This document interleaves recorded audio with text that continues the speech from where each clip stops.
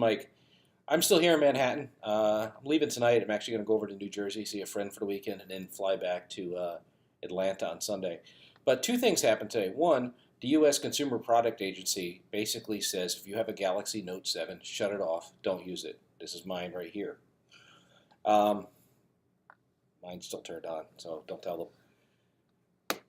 Also, the Federal Aviation Administration basically says to not power up your Galaxy Note 7 on any aircraft, and please don't charge it on a plane.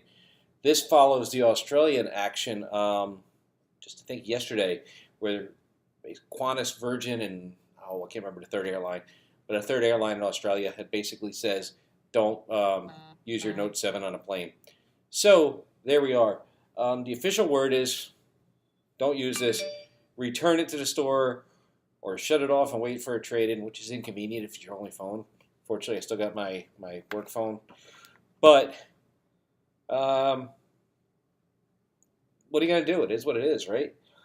So Samsung says they're going to be, Samsung has stated that they will be having new phones coming out within the next couple weeks.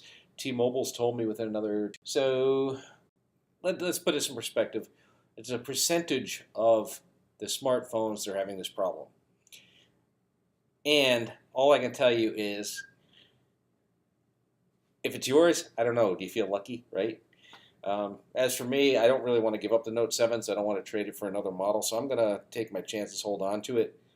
I will never, ever charge this thing without watching it because I don't want to burn down the hotel I'm in or a house or anything else. Just common sense, guys. Safety. If you're really concerned, bring it back. If you're brave, just be smart, all right? I don't want to see anybody get hurt out there. It's a great device. Unfortunately, they got burned, no pun intended. They got burned by lithium-ion battery technology that, when implemented badly, gets burned. They're not the first company this has happened to. This has happened to other devices, hoverboards. Okay, there's a couple houses burned down over them.